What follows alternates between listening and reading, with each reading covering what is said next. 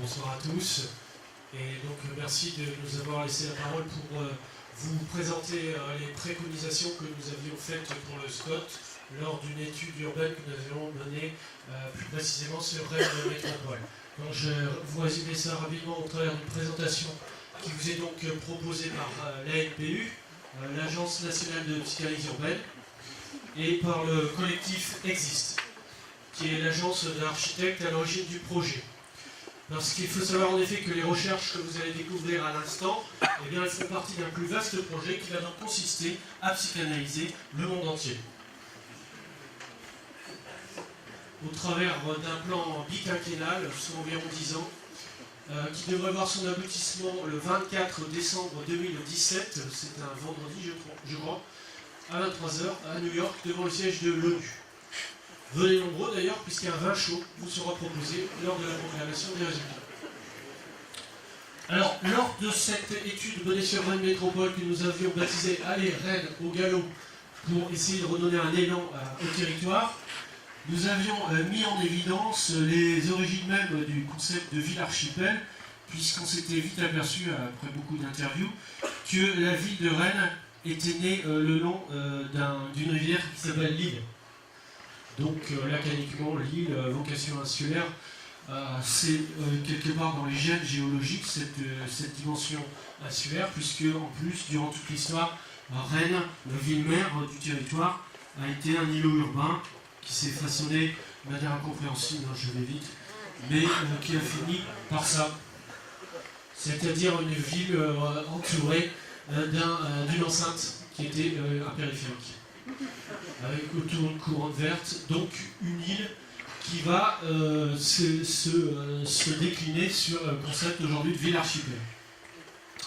Ensuite, on a détecté la Vilaine. Bon, alors là, j'ai envie de dire où la Vilaine, tellement cette ville a fait de dégâts avant d'être heureusement enterrée au milieu de la ville.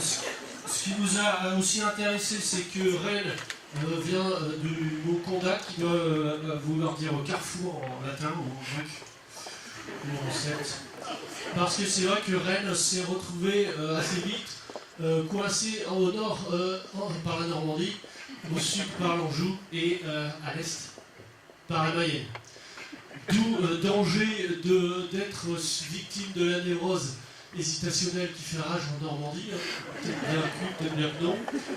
Danger de la moyenne, Mayenne moyenne, et danger au sud de la douceur angevine, qui s'assimile plus à de la torpeur angevine, tellement là-bas les gens sont un peu vraiment endormis.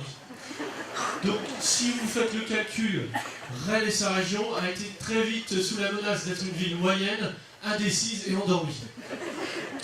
Donc pour se sortir de ça, elle va aller chercher son identité du côté de la Bretagne, avec malheureusement un passé, un environnement familial chargé, puisque la Bretagne c'est une mère naturelle, l'Angleterre qui est une mère absente, une mère adoptive la France qui est une mère abusive, qui a coupé la langue à la Bretagne en interdisant la pratique de la langue bretonne, et une mère nourricière, le bel océan, mais qui va créer le premier père absent breton, le marin. Il y a aussi une quatrième mère, c'est la mère supérieure, qui est la religion catholique, qui pose une chape de plomb sur la région et qui étouffe au passage le deuxième père absent breton, le druide. Donc si vous faites le calcul, ça vous fait 4 mères hystériques et historiques en même temps, plus 2 pères absents. La Bretagne avait d'autres solutions que de sombrer dans la dépression, donc la boisson. Alors, Rennes a quand même pris le pari de devenir la capitale de la Bretagne, la capitale européenne de la Bretagne, j'ai envie de dire, avec l'ouverture du Parlement de Bretagne en 1600, de droite, ce qui a marqué l'origine du fameux complexe d'infériorité nantais, puisque la ville devait essayer de rattraper son retard, notamment au travers d'un aéroport géant, ce qui est une hérésie au niveau environnemental. Donc je passe rapidement sur la dimension révolutionnaire de Rennes, l'incendie de Rennes, bien sûr, mais bon, si quand même, puisque juste après, le premier grand projet urbain, digne de son nom, 1720, qui montre que dès l'origine, la région était innovatrice. Bon, l'incendie du Parlement, non, je ne parle pas. Mais ce qui nous a beaucoup marqué au cours de l'enquête, c'est le côté très innovant de la région au niveau de l'urbanisme, puisque très vite, en 1970, tout le territoire se lance dans un projet de district urbain, une sorte de communauté urbaine avant l'heure. On voit qu'on est juste après la guerre de 68, une année après l'année 69, donc il y a eu une vraie tension érotique qui régnait dans tout le pays, dans toute la région. Une ambiance, la vie communautaire, la vie en communauté, l'échangisme était à la mode. Et les élus de l'époque vont se lancer dans une vraie politique d'échangisme, de vie communautaire, en échangeant leurs compétences, des compétences au niveau des déchets, des transports, la vie économique, et aussi l'urbanisme.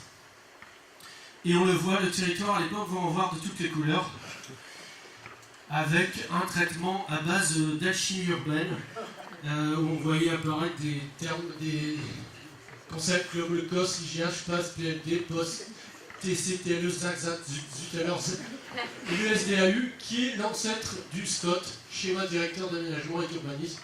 Le SCOT va apparaître un peu plus tard. À l'époque, on parlait plutôt de kaléidoscope, parce que le territoire envoyait de toutes les couleurs. On parlait aussi de stéthoscope, parce que c'était une manière d'analyser le territoire, et aussi de stroboscope. Parce que le stroboscope, vous savez, ça permet de mettre de l'ambiance dans les boîtes de nuit, de mettre de l'ambiance dans la danse, et le SCOT, ça gère la densité urbaine aussi. Et il se dit aussi qu'à l'époque, on y rédigeait le SCOT en français et en gallo, donc on avait plutôt un biscotte qu'un monoscote, et que les gens qui travaillaient là-dessus étaient obligés d'aller en vacances en Écosse, parce que c'est Scotland, le pays du Scott. Enfin, bref, les gens travaillaient, mais ils ont fait un beau travail très pertinent, puisque vous remarquez que la forme même de Rennes Métropole ressemble à un renne. Un renne, vous le remarquez, qui a le visage tourné vers l'ouest, vers l'est plutôt, vers l'est, tout comme la région ille-et-vilaine, comme si une partie de la région avait le regard tourné vers la Bretagne et l'autre vers la région parisienne. Et que l'identité même du territoire se trouve peut-être dans la synthèse des deux.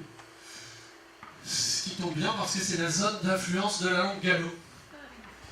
Et ça nous avait donné envie de rebaptiser Rennes Métropole en Rennes Gallopole, avec des habitants qui seraient des galopins. Ce qui permettrait d'assumer la dimension ivrognesque de la région, mais de manière moderne.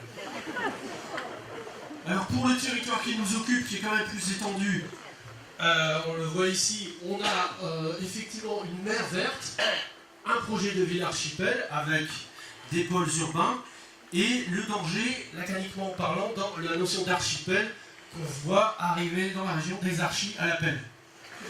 Des architectes qui viendraient aggraver le phénomène d'étalement urbain. C'est la grosse problématique du SCOT. Et là, par rapport à ça, on a proposé une solution radicale, c'est du logement aérien. Sous la forme de petits pixels, de petits îlots d'habitation comme ceci, avec des dirigeables, ce qui vous permet de changer de voisin tous les matins si vous voulez, et ça permet ainsi d'épargner les terres agricoles et de requalifier les pavillons en feux. Feux pour fermes énergétiques urbaines, avec des éoliennes, de la géothermie, des panneaux solaires, aussi de la culture d'insectes, puisque la consommation de viande sera bientôt interdite. Il faudra se résoudre à manger des insectes. Ensuite, au niveau des transports, on a été interpellé par le fait que la région fonctionne en étoile, avec Rennes comme centre. Donc on a travaillé sur une logique de réseau de transport en araignée, avec un réseau THC pour transport hors du commun. Le principe étant de mettre en place un téléphérique géant, en utilisant l'imaginaire local pour mettre au point des cabines. Donc on aurait ici à Rennes des cabines en forme de Minitel, et des stations qui seraient aussi influencées par le nom même du village, comme ici à Signé. Ici c'est nous voit tout, ça donnerait un télescope. Et l'intérêt de ces stations de THC, c'est que ça servirait de base pour ce qu'on appelle en psychanalyse urbaine une ZOB, ZOB pour zone d'occupation bucolique. Un concept cher à la LPU qui permet de refertiliser les villes en créant toutes sortes d'activités qui créent du lien social. Et ça en prenant en compte la fin de l'ère industrielle pour valoriser donc l'artisanat d'art et l'agriculture de proximité qu'on pourrait redynamiser avec une deuxième génération de jardins ouvriers qui seraient des jardins chômeurs. On voit qu'à l'intérieur de ces jardins, on pourrait faire du maraîchage et aussi cultiver des produits à forte valeur ajoutée qui seraient distribués dans des relais H, ce qui permettrait de créer du lien social. Autre proposition, c'est la ville de Bourg-Barret, le village de Bourg-Barret, où là on a mis en évidence une espèce de folie qui règne là-bas. Et la proposition de construire dans la station un ascenseur spirituel qui pourrait remplacer l'ascenseur social, actuellement en pleine déliquescence, j'ai presque fini, et qui permettrait de réconcilier les différents courants religieux de toute la région. Et dernière proposition, pour terminer, c'est la ville de Cornu. Cornu, on a mis une station en hommage à la sensualité qui fait rage là-bas. Et la proposition d'utiliser cette station comme Hug Center, Hug voulant dire câlin, ce serait un lieu d'inspiration bonobiste pour créer du lien social par la caresse, la tendresse et toutes sortes d'échanges. J'ai fait vite parce que c'est pour vous donner des idées pour les Scots de tout à l'heure, où vous pourrez vous amuser à jouer avec ces concepts de THC, de ZOB.